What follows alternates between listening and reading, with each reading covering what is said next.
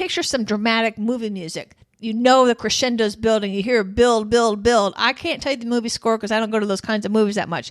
But I can tell when something big is about to happen. So our eyes are closed. We're hearing this dramatic music. And the music is building, building, building. And then finally Leanna says, okay, open your eyes. Oh my God. It is as dramatic of a landscape as one can imagine. The recent rains have been a blessing as the waterfalls are bulging in everywhere. We are a wee little thing on a low road surrounded by towering granite mountains bursting with waterfalls. These peaks are about 1,600 to 1,800 meters high, and there's a helicopter above us, and it looks like a bumblebee. I feel like a pinprick on the planet surrounded by these mountains. Surely this must have been God's final landscape before he rested.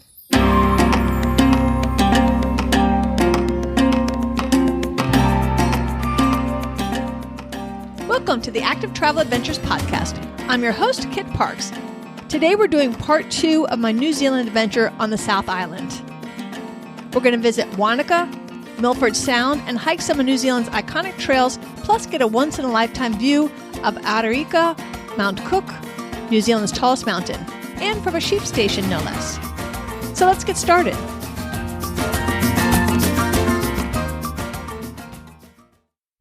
I've biked many times in the past, but only mountain biked once, and that's a funny story. A little embarrassing. About 10 years ago, I had joined a hiking group in Raleigh to learn how to hike and to backpack. And on one hike, I met a young couple about 20 years my junior that I connected with while we were hiking. Afterwards, we exchanged phone numbers, and Mia asked me if I had a mountain bike. And remember, at this point, I'm super new at doing any of these outdoor kinds of things. And I told her, well, I have a fat tired bike, to which she said, great. Next Saturday, we're going to Mountain Bike Umstead. Do you want to join us? I'm like, sure. I said, delighted to be included. So I show up the following Saturday, and this couple, whom I could tell were fit when I met them, are now in these sleek, skin-tight, frictionless, super, uber cool, tight biking outfits, and even to my untrained eye, are really, really nice-looking mountain bikes. Me, I'm in shorts and brought along my $15 yard sale Huffy I'd picked up one weekend. They had also invited a 30-year-old guy who had a $4,000 custom-made mountain bike. I can already tell I'm probably in over my head. But they were very sweet, and off we go. And it was all I could do to get me and my bike up these hills. And I was terrified going on the downhills. After a while, I had to walk the bike even up the hills. Mia would stay with me, and when I reached the top, the guys who'd been waiting would greet us and start biking again, so I got no rest. I never got a chance to catch my breath before heading out to do some more. Thinking I'd be unable to walk the next day, I had canceled a hike I had scheduled. And for some reason, I can't imagine why, they never invited me to mountain bike with them again. The next time Mia called, she said she wanted to go shopping. Go figure.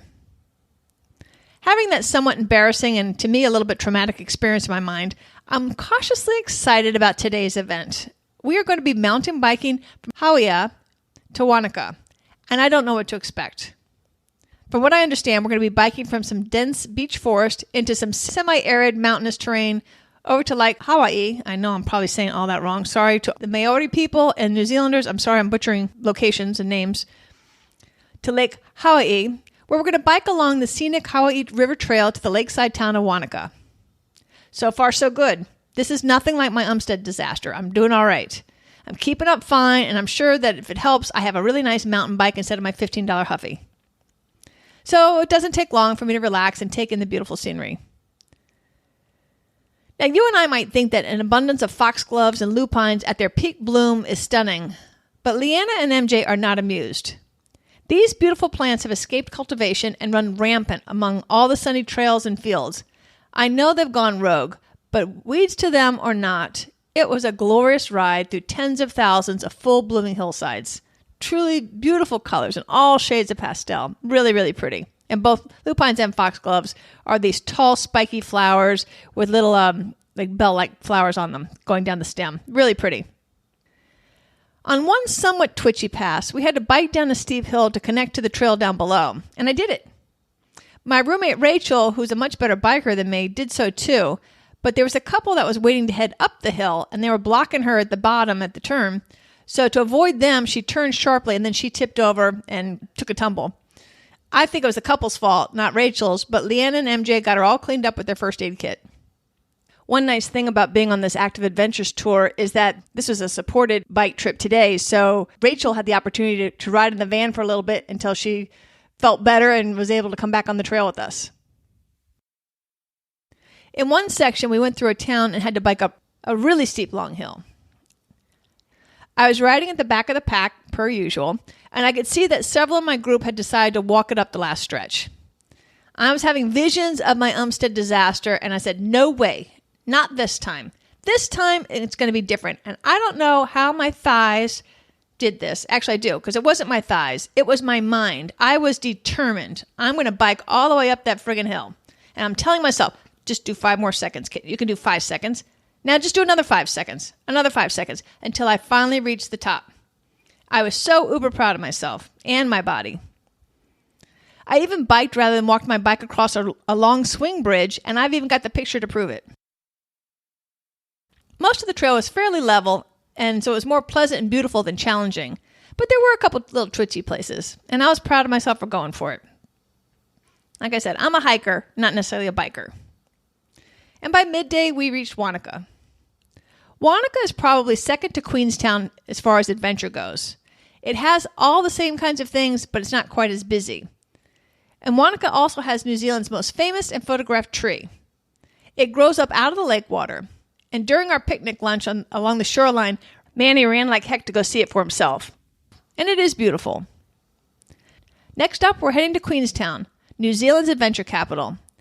Here we're going to be right downtown in all the action, and we'll have a free day tomorrow. The group scatters in Queenstown to experience our different interests. It turns out Manny is an adrenaline junkie and does everything terrifying out there. Well, not everything, but a lot. Carol and Bill also seem to taunt the gods, and they do the highest bungee jump out there. 134 meter, about 440 foot drop. That's, 1.5 football fields? No way. Never doing that. And then Manny, crazy enough, he does that, and then he goes and sits backwards on a chair and lets them push him off the ledge. No way.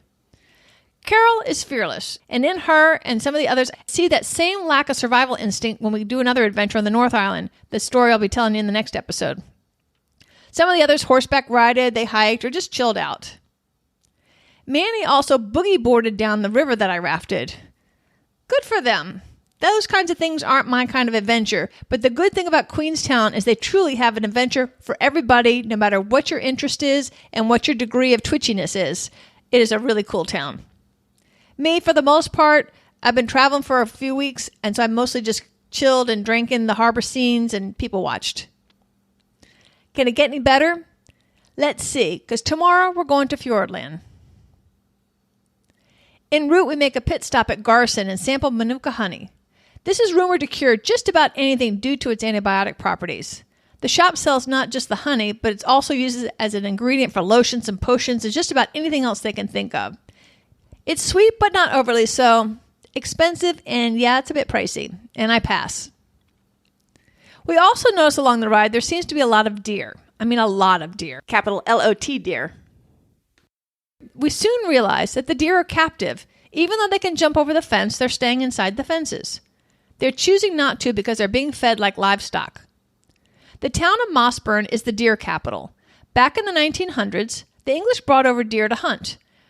However, the deer destroyed the ceilings of the forest, and so the government decided to cull the deer and paid a bounty for each tail, now making deer a profitable commodity. For many, deer tails became their primary source of income for a while. And they used to have lads. Note that I use the word lads, not guys. So they had some lads jump out of the helicopter on top of the deer and wrestle them to the ground, tie up their legs, and then drag them back to the helicopter. Sometimes they'd fire a net out to capture them and then go down and get them with the horses. Once a deer was in a paddock, they're easy to domesticate, and they're easier to take care of than sheep. Deer are not used just for the meat today, but also for the velvet. We pass a little red house with a telephone pole, and Leanna tells us that's the last telephone pole. We are now officially off the grid. On the coastline here, there are what was once thought to be 14 sounds, like Milford Sound. But it turns out that they're fjords carved by the glaciers, so they just named the whole area Fiordland. Then that kind of covered up the boo-boo. After all these stops, we finally make it to Fiordland, arguably New Zealand's most famous national park. Now, we're hiking part of the Routeburn Track, one of New Zealand's most popular trails. From the path, we're going to see incredible views of Hollyford Valley, as well as Lake Marion and Mount Christina. We make it up to Key Summit. This is one of those jackets on, jackets off kind of a hikes. The rain jacket on, then the rain jacket's off. The thermal on, thermal off. But it was wonderful. Like I always tell you, when you go into the mountains, you need to be prepared for all 4 seasons in a day. The previous week, a group of school children and their teacher had climbed up in their summer gear, got stranded by a late storm, and I'm betting it's the one that grounded me up in Auckland, and so they ended up staying in a hut for 5 days until the weather cleared enough and warmed up enough for them to leave the hut. When you get to the summit, you can see 3 rivers to the coast, and 3 separate glaciers carved these rivers. At Key Summit, and I'll put a nice photo of this on the website, we're looking at an alpine wetland. It's really unusual looking with the teeny little alpine plants and the grasses. It's the most unique. I'd never seen a landscape like this before. And the water is so clean that you can drink from the little dribbles coming through the moss and through the cracks in the rocks. Back in the parking lot, Kia birds, the only alpine parrots, stop by and they're checking us out and they're hopping along the van to see maybe if they can get a treat or what we're up to and all that kind of thing. And that's kind of cute. The Kia bird has the intelligence of a 4-year-old. They're super inquisitive and very cute. This was a great hike, but little did I know the best was yet to come. We get back in the van and are heading to Milford Sound. As we approach Homer Tunnel, Leanna pulls over for us to take a peek.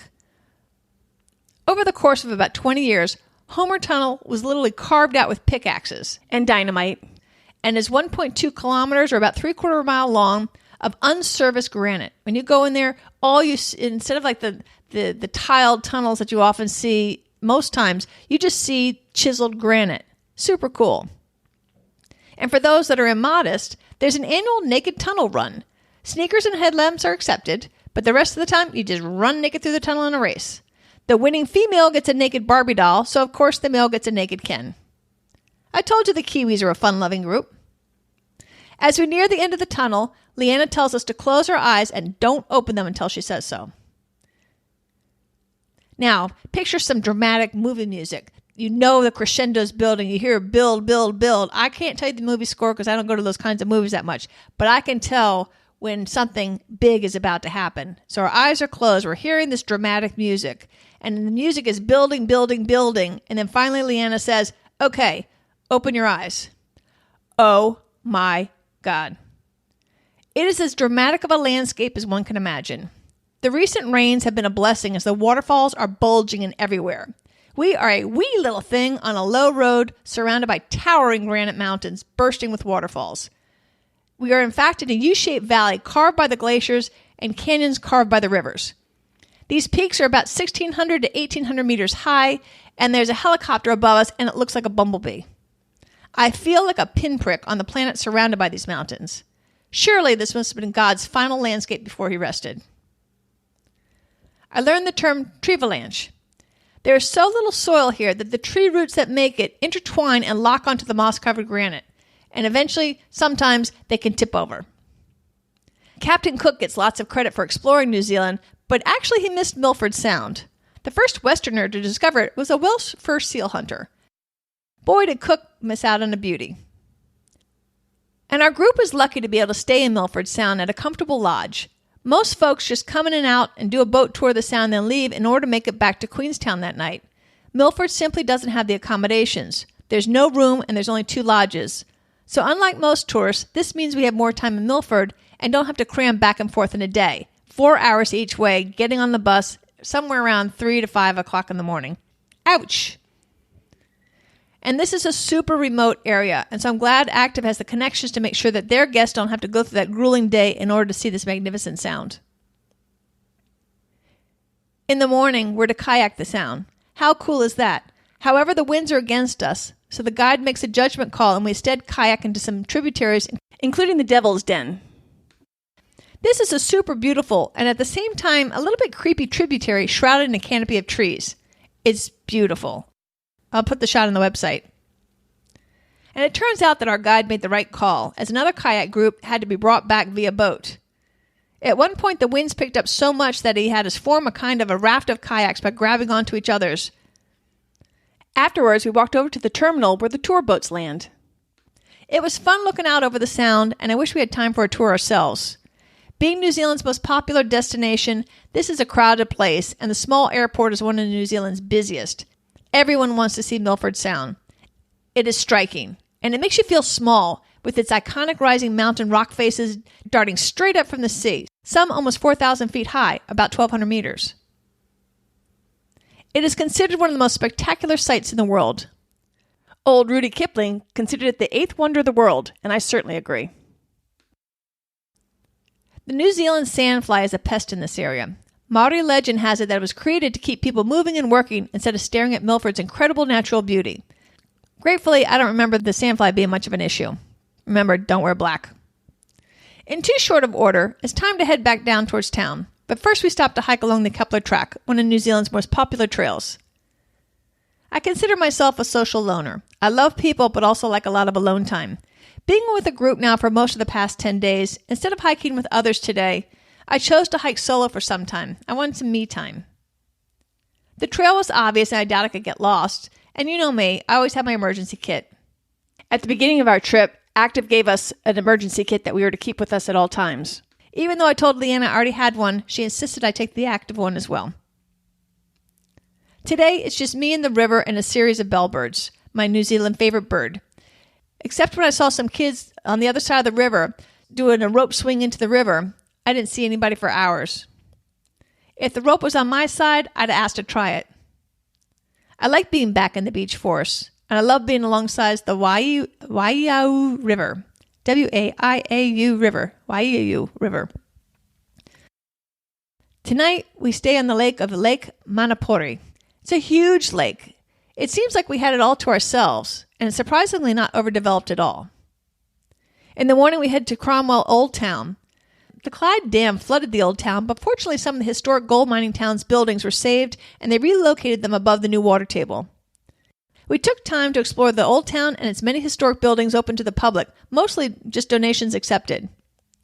Then we grabbed lunch, often a meat pie, and headed on to Lindis Pass to stay at a 5,000-hectare sheep farm where we'll be staying in the sheep shearer's cottage. En route, we get our first glimpse of Aotearoa Mount Cook, New Zealand's highest peak at 3,724 meters or 12,218 feet.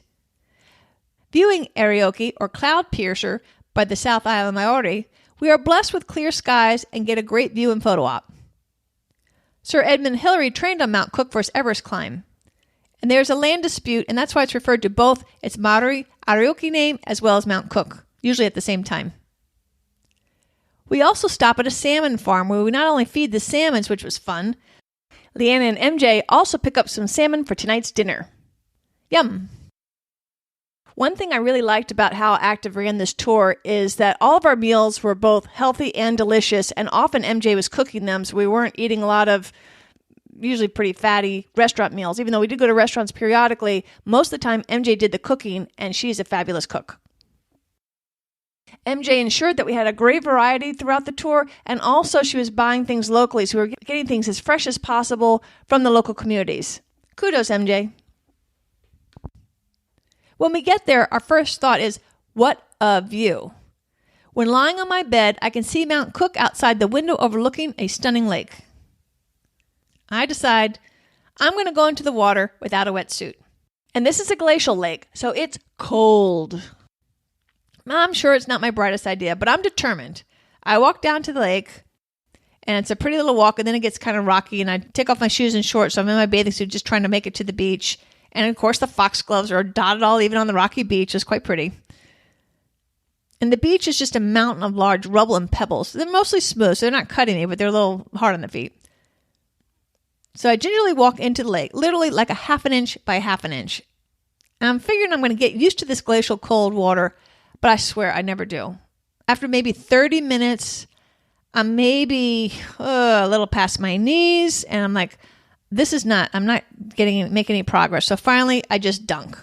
I dunk quickly, I'm cold, I've done it, and I get out. At least I did it.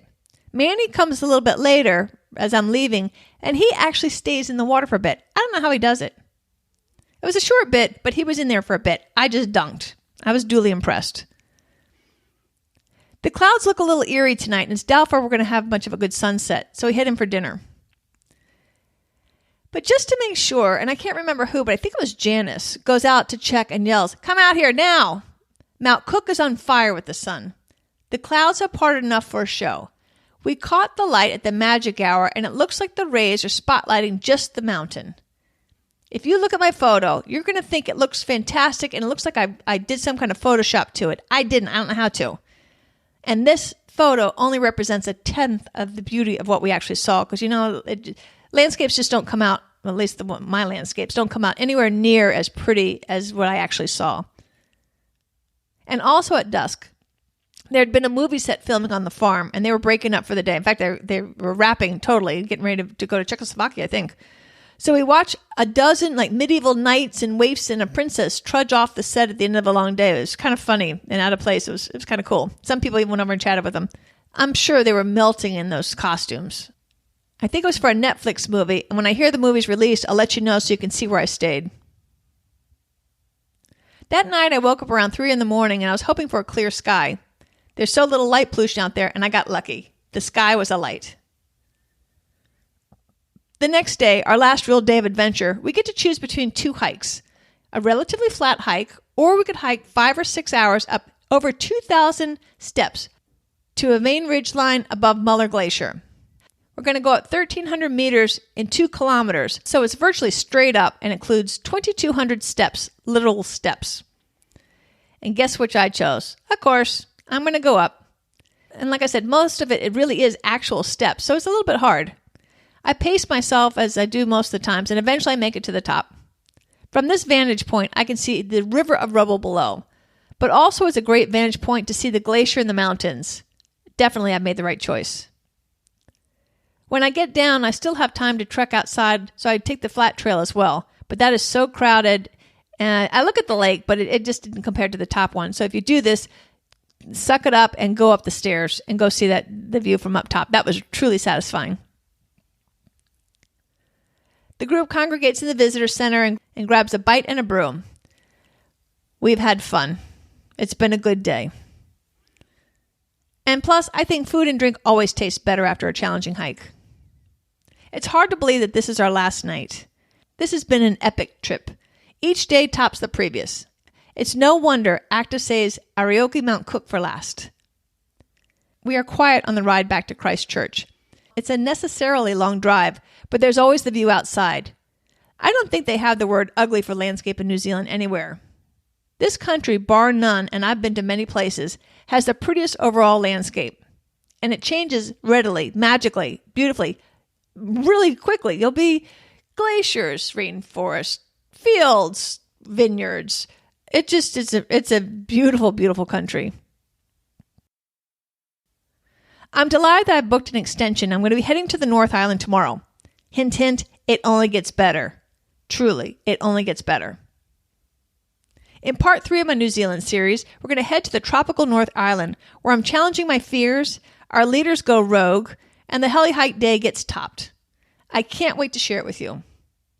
If you've enjoyed today's show, you'll be doing me the greatest honor by sharing it. Share it by email to your friends, fellow adventurers, put it on Facebook, Instagram, and or Twitter, or however you connect with your friends. You are what makes Active Travel Adventures go and grow, and I thank you from the bottom of my heart. And don't forget to check out my new companion podcast that comes out on alternate Thursdays to this one, the Adventure Travel Show podcast. On that show, we focus on the how-tos of adventure travel, such as how to fit, choose, and pack a backpack, so far my most popular download. I thank you for listening, and I thank Active Adventures for hosting part of my New Zealand adventure, and I thank my body for being up to doing these adventures. I had the time of my life. If you decide to go to New Zealand, be sure to use my links or let them know, or for that matter, any of my affiliates, to let them know that you heard about it from me and from Ada. It's an easy, no-cost way to support the show and keep the show ad-free. Thanks. Thanks again for listening. And again, we're going to be heading to the North Island when I do some truly I think, over-the-top adventure, and I can't wait to share it with you. Until next time, this is Kit Parks. Adventure on!